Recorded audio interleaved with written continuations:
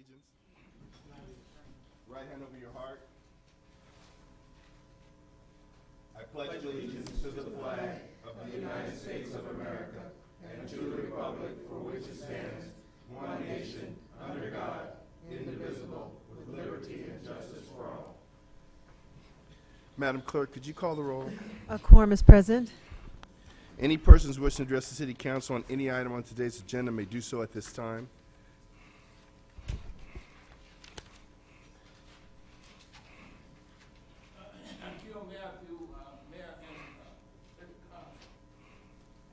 On payment of the bills. Now, here again, we have the payment of the bill roster, and I noted with interest there's some items on there that need a bit of oversight. And here again, the question arises is, do we have any oversight of payment of bills, or are they just routinely approved? Because if you notice, on payment of bills, we have a total of about $512 million. Over 50% of that involves legal fees. We don't have $512 million. $512,000.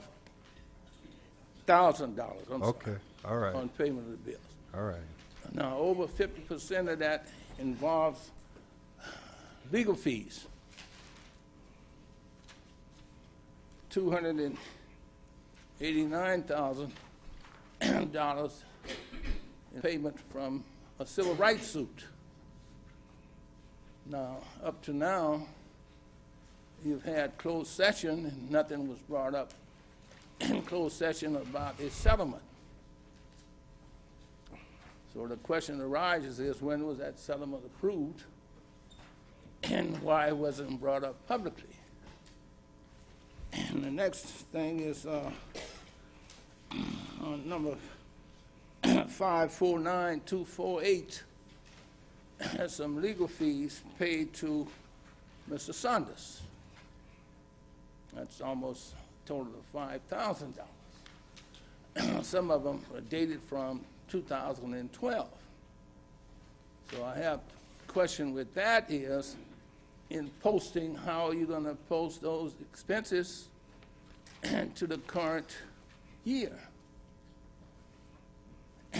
So the point I'm making to you is that we need some oversight. There's another one on there about a trip to Sacramento with airfare of $549. Now, I've seen nowhere at Los Angeles Airport where a trip to Sacramento costs $549. So there's not necessarily anything wrong, but I do think we need an oversight process with those bills. And if I can go through it just leisurely and let's pick it out, then why can't somebody on staff? Mr. Matthew, thank you. Any further public comment? Good evening, council members. I can't help but notice that you scheduled this during the day only because, well, you know, if we go back and check the records, you haven't had very many night meetings recently, and I can't help but think that's by design. It's just one of those things. Go back and check your own calendar, and you'll see that we're right. Anybody else can tell the difference between night and day meetings because, well, 2 p.m. versus 7 o'clock looks a little bit close when you're looking at typeset, but we all know where the sun is. That was helpful, thank you. We'll close public comment. Item 1, CSA 1, and let's open the Housing Authority. Warrant register. Move allow payment of the bills. Second. Madam Clerk, did we open the Housing Authority? I'm sorry. Could you call a roll for the Housing Authority? Sure. A quorum is present. Madam Clerk? Council and agency members, Dodson. Aye. Padilla. Aye. Morales. Aye. Franklin. Aye. Mayor Chairman Buds. Aye. Consent calendar item 2. Staff report recommending approval of a 2-year agreement with R Mark Uniform, Inc. to provide uniforms for the city employees. Move items 1 and 2. Second. Madam Clerk? Council members Dodson, Aye. Padilla, Aye. Morales. Aye. Franklin. Aye. Mayor Buds. Aye. CM1, No city manager reports. A1. Thank you. As for CS1, the closed session regarding conference with labor negotiators under Government Code Section 54957.6A, the various bargaining groups, IEO, IMEO, IPOA, IPMA, SEIU, and IPCMA. I believe I got them all. The negotiators for the city were Artie Fields, the city manager, and Jack Hoffman, chief negotiator. Discussion was held, direction given to staff. As to CS2, closed session, attorney-client privilege regarding workers' compensation claim of George Sanford. Discussion was held and direction given to the staff. As for verbal reports, there's no verbal reports from the city attorney's office. Thank you. CC1, Madam City Clerk. No reports, thank you. Okay. I'm sorry, Mayor, He just discussed that. Mayor, Go ahead. and I'm sorry, I did forget to request a motion regarding as to CS2. Second. That's to CS2? Yes, CS2. Madam Clerk? And I'm sorry, I heard the motion, but I got the second, I didn't get the actual Dodson, motion. Morales. Thank you. Madam Clerk? Council members Dodson, Aye. Padilla, Aye. Morales. Aye. Franklin. Aye. Mayor Buds. Aye. Thank you, And Councilman. could you just tell me, because I didn't get to hear what that settlement was for, or what, Approve agreement in the amount of $118,000. thank you. No, excuse me, that's my bad. What was the? It's just approve agreement for settlement of the workers' comp. Approve. Workers' comp claim. That There is was no correct. amount. So approve the agreement. Approve the agreement. Thank you. Oh, and we need to retake that vote. We need to retake that vote. Retake the Oh, vote? sorry, Your Yes. Honor, I messed it up by not Yes, asking you for it at the did. beginning. Okay, so Okay. let's do this over. Let's do it over. Okay. So I will move. Okay, And I'll second. gotcha. Okay, Madam Clerk? Council members Dodson, Aye. Padilla, Aye. Morales. Aye. Franklin. Aye. Mayor Buds. Abstain. I was his training officer, so abstain. Okay, okay, All right. thanks. CT1, City Treasurer's not present. Public comment. Any persons wishing to address the City Council on any matter connected with city business not elsewhere considered on the agenda may do so at this time.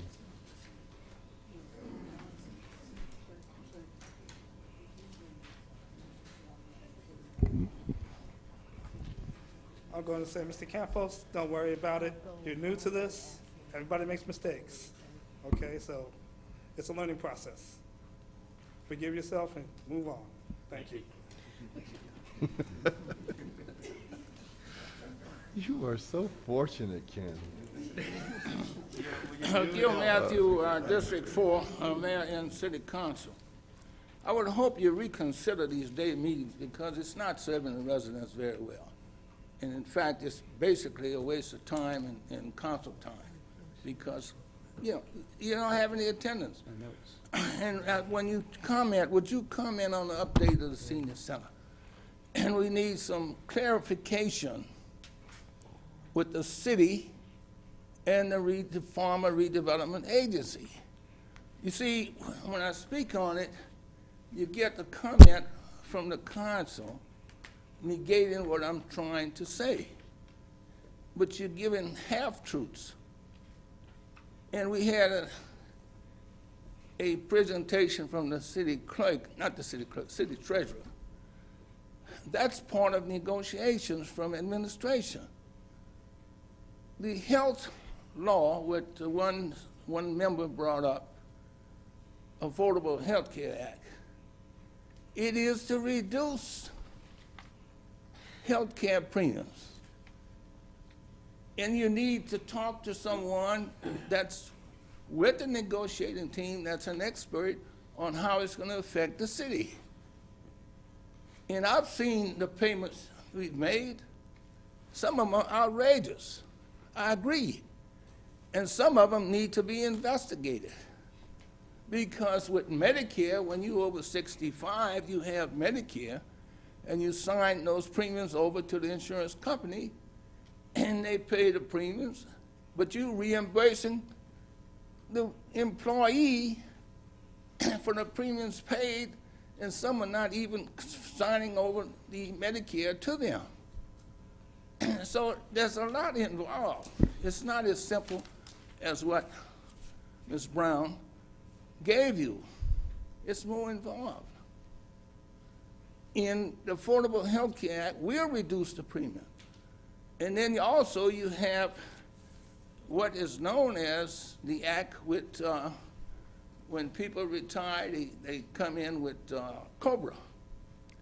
So there's all kind of things involved in it. It's not as simple as saying we gotta reduce this, and then PERS is involved.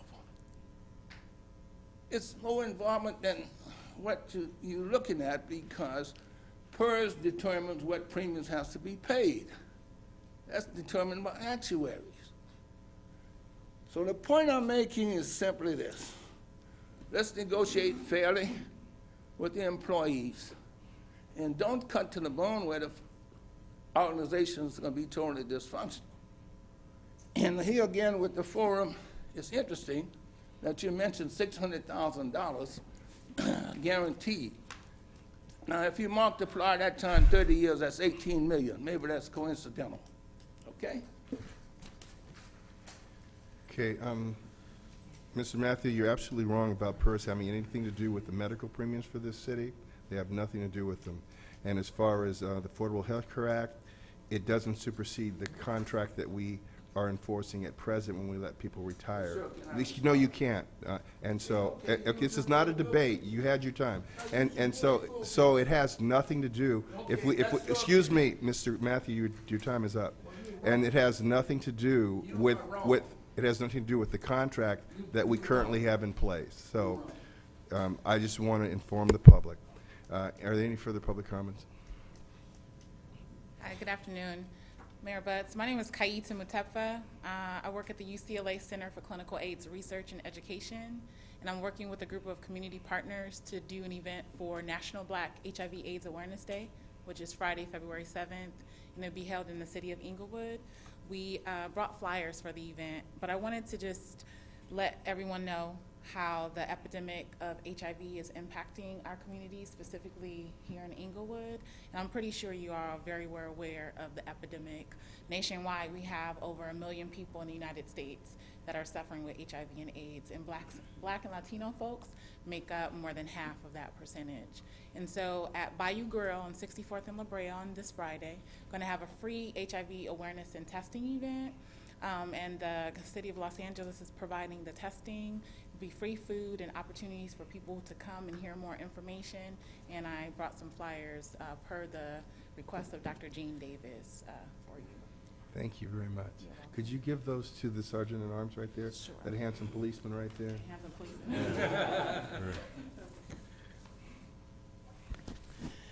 My name is Willie A.G., and I live in the beautiful city of Inglewood, and very happy about it. I want to ask this council one thing. Are these day council meetings televised? Yes, sir. Approximately how many people that's watching these council meetings on television? I don't have that figure in front of me. I would say that a big percentage of the people. So, no, regardless of how many people you see in here, the people in Inglewood are getting the message, and that's a fact. I'd like to say this. I'm never always right, and when I'm wrong, I admit it. If I wanted to change this council, I would get on the ballot, run for office, and let the people elect. These 5 people were elected, and so was city clerk and Miss Wanda Brown. When it comes to a question about Ms. Wanda Brown and any other person in the audience, I'm gonna be with Ms. Brown. I know she knows what she's talking about. And like I say, let the naysayers talk, but make up your own mind because you're the people that represent this city. Thank you very much, very proud, and keep up the good work. And I'm proud of you guys. Absolutely. Thank you. Thank you.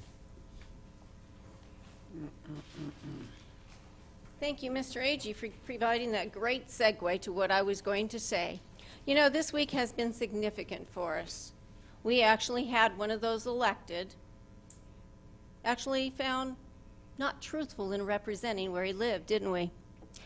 That's something that happens on a regular basis in this community and frequently on this dais in the past. And I'm not so sure it's not today as well. But more importantly, you said people should go out and vote. And yet I showed you and gave you the opportunity to know that fraud exists in this community in great fashion because Jamie Sweeney has never lived at my address and yet she voted there. Oh my gosh. I wonder which one of you she voted for. I wonder how many times she voted in different addresses or how many people just like her put fake addresses when they chose to register to vote. I'm fairly confident it wasn't one of those fake names that Miss Austin used when she was making those examples. Hers were more obvious, like Marilyn Monroe and something like that. But Jamie Sweeney is not a well-known character, and yet she chose to vote out of my address. So I would encourage that this year, every single block club and resident who goes to vote, go and check that list to see if someone else who doesn't live there is voting out of their own address, or see if, in fact, there's a name of someone who claims to live on the block that we all know is a vacant address and has been for many years, or even those vacant streets. A lot of people voted out of 102nd when it was nothing but fields. So let's keep in mind voter fraud does exist.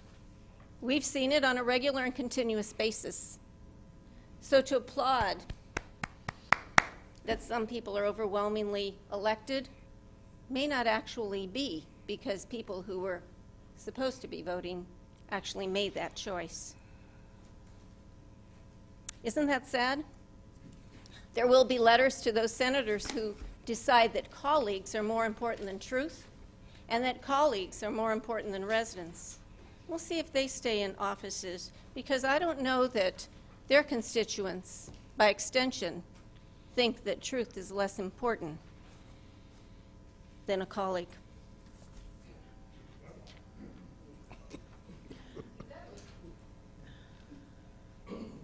Good afternoon, everybody. Well, Mayor, I told you about Seattle, didn't I? Seattle all the way. I You know they was going to. All right, I got to jump on this, what Ms. Sobrano said about the voters fraud. She's right. But I'm going to tell everyone something, and you put this in the bank. When Mayor Butts was running, it happened to him. And I'm the queen at catching it. It happened to him. So I would say he got in that seat legally because a lot of stuff was going on against him, and I caught it. Didn't I, Mayor? Okay. So that has happened, but lately, the city's already under being watched, so it's not happening now. Padilla won fairly and squarely. I must say he did. He really did. We already knew how many votes it took to beat Judy Dunlap. You had to get 990 votes to beat her. She had 983 locked, 1,000 votes. And I'm going to be honest about that. He won it. He did. You know why? Because all the blacks that didn't go to vote, the Brown went to vote. That's why he won it. Now, I ain't got nothing to do with you, George, because you ain't my consummate. I ain't going to trip you. But he did win it. Now, and another thing I want to say, something else was mentioned. What was that? about, what was that? About this?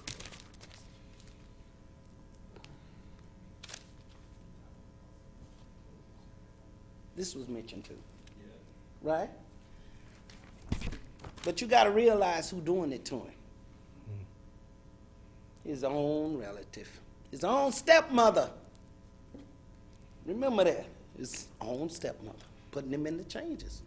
We can never get leaders that want to do something right. Those up there want to do something right. I'm serious.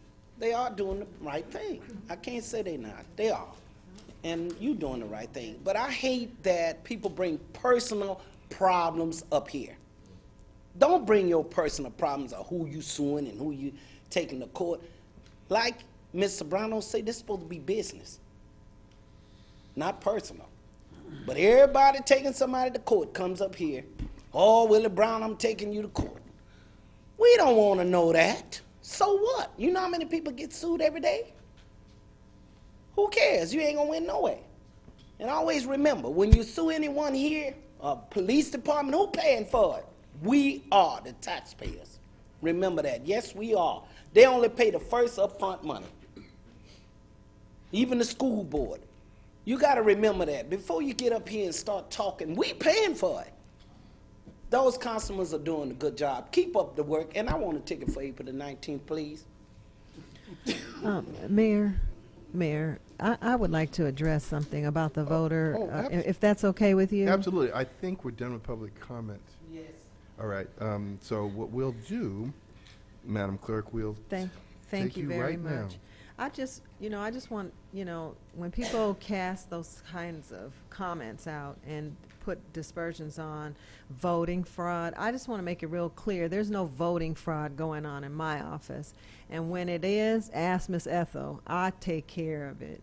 And so, people may vote at her address, or she may have gotten somebody vote. I don't even know how that happened, because the checks and balances in the clerk's office are so many checks and balances, and if it doesn't check, then we send it immediately to the district attorney's office. Immediately. And so, and I've been to court on several occasions prosecuting people that try that. So I just want to make it real clear. People can come and make those kinds of comments, but it's not true in the city of Inglewood, not out of the city clerk's office, because we take care of our business and we make sure the voters are who they say they are. And not only that, our voter files, that complete file, it comes from the county register recorder's office. We don't create that file. I want that to be clear too. So we work with what Right. we get, but we still make double sure. And so I just wanted to close with that, so people know that, feel safe and know that the clerk's office is straight and on the up and up, and we do a fabulous job. And to insinuate that, it's almost insulting, because the women that work in the office, Right. they work hard. We spend long hours to make sure that everything is handled properly. Thank you very much. Ms. Horton, you just have to realize that certain people, when their people get elected, it's a great election, the people spoke. That's right. And then when the people feel something different, well, then this one isolated example has to be indicative of the entire system. It doesn't make any sense, but that's the way some people are. That's right. Well, actually, you're next. You're next up, Madam. And we know we like to hear what you got to say. Deputy Mayor Brown. Yeah, I'd just like to ask you to close the meeting, though, in honor of one of my former students, David Rivera, that was in the City Treasurer Student Intern Program. And he was shot and killed, shot in the back, on January the 21st, near DMV. And I'd just like to also mention this, that his family is having a very difficult time in burying him. All three of the kids was in my program that particular year, 2009. And if anyone's able to make any sort of contribution, please call my office, and I will give you the address of their address to send the funds to. And my address is, my phone number is 310-412-5642. Again, that's 310-412-5642. And again, I want to thank the mayor for closing the meeting last week in honor of Lily Anderson, who would have turned 102 this particular month. And also Kevin Thompson's father, Daniel, who also passed in December, closed it in their memories.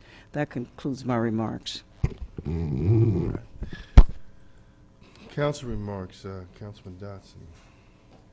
Thank you, Mayor. I just got a line of thank yous to give out. I want to thank the Second Avenue Block Club for inviting me and David Espada. He did a great job on explaining the sound installation program. People left away from the meeting now understanding who's getting what and why. So I want to thank him for that. I also want to thank Assistant City Manager Mike Falco for coming out and giving a seminar and a training session to my my commissioners. The only problem is he did such a good job. Now he got to come back and do it again because they all called and wanted him to do it again. But Michael, thank you so very much for that. And I want to thank Louis Atwell and the entire Public Works Department for taking care of a problem on Second Avenue which has existed for 7 or 8 years. You can never know what it means to me to work with and for a team like I'm working with now. Not only the council staff, but the whole entire department here at the city. They have been so cooperative with me, and I am so grateful to have been here at this time to work with these people. Thank you all very much, and I thank the people for coming out.